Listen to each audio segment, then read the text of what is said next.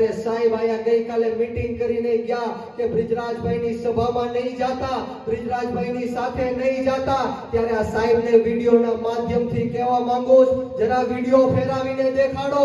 આ બધા લોકો તમારીથી પીડાઈને આવ્યા છે. આ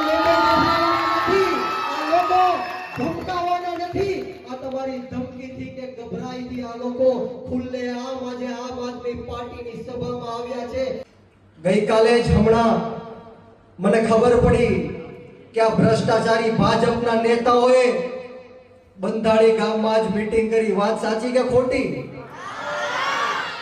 એમાં હમણાં જ મને ફોટો દેખાડો, કદાચ 30-40 લોકો હશે, અને એમાંય પાછા 10-15 જણા તો એ ભાજપના જ હતા. હું આ ભાજપના નેતાઓને કહેવા માંગીશ કે તમે અવારનવાર જ્યારે આમ આદમી પાર્ટીની સભાઓ હોય, હું આવવાનો હોય, ત્યારે લોકોને ભ્રમિત કરો છો, લોકોને સભામાં આવવાની ના પાડો છો, ગુંડાગીરી કરો છો, ખોટા કેસો કરવાની ધમકીઓ આપો છો, જેલમાં નાખવાની બિગરાણી બતાવો છો. પરંતુ આજે આ બંધાણી ગામની ધરતી ઉપરથી હું આ ભ્રષ્ટાચારી ભાજપના નેતાઓને કહેવા માંગીશ કે તમે ગમે એટલો અન્યાય કરો, ગમે એટલો અત્યાચાર કરો, ખોટા કેસો કરો, જેલમાં નાખો, પરંતુ આ બ્રિજરાજ સોલંકી તમારી સામે છેલ્લા શ્વાસ સુધી લડી લેવા માટે તૈયાર છે. છેલ્લા શ્વાસ સુધી લડી લેવા માટે હું તૈયાર છું.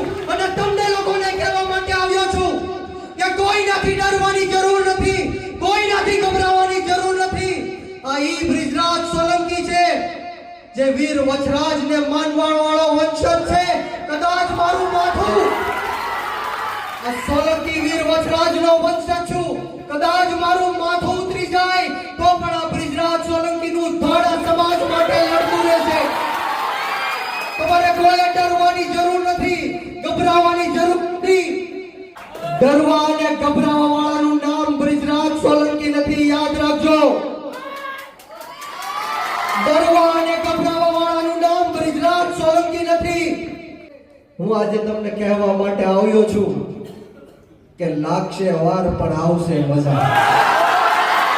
લાગશે વાર પણ આવશે મજા. મિત્રો, હમણાં જ આપણે જોયું કે મારી સભા હોય, જ્યારે હું આવવાનો હોય ત્યારે લાઈટો જતી રહે છે. આમથી લાઈટ નથી જતી,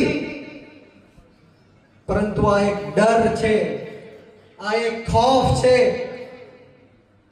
આ જસદણ અને વિછિયાના લોકો એક થાય, સંગઠિત થાય, આ એનો ડર અને એનો ખૌફ છે.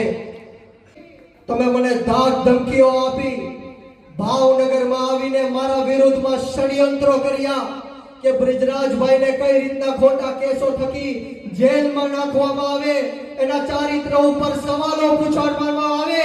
આવા અનેક તાઇફાઓ કરીને મને ડરાવીને અને ધમકાવવાની કોશિશો કરવામાં આવે છે. પરંતુ હું આ જાહેર મંચ ઉપરથી કહેવા માંગીશ કે અમે આંદોલનની કોખમાંથી નીકળેલા લોકો છીએ, ગરમ તપતી ભઠ્ઠીમાંથી નીકળેલા લોકો છીએ. આવા એક નહીં, આવા હજારો આવી જાય, પરંતુ બ્રિજરાજ સોલંકી કોઈનાથી ડરવાનો નથી. ત્યારે હું યુવાનોને ખાસ કહેવા માંગીશ કે છેલ્લા 30 વર્ષથી આપણા વડીલો, આપણા યુવાનો, આપણી માતાઓ ડરના અને ભયના માહોલમાં જીવી રહ્યા છે. આપણને ગુલામીની જંજીરોમાં બાંધીને રાખવામાં આવ્યા છે. કોઈ પણ સવાલ પૂછે, કોઈ પણ અવાજ બુલંદ કરે તો એનો અવાજ દબાવી દેવાના પ્રયત્ન કરવામાં આવી રહ્યા છે. વાત સાચી કે ખોટી?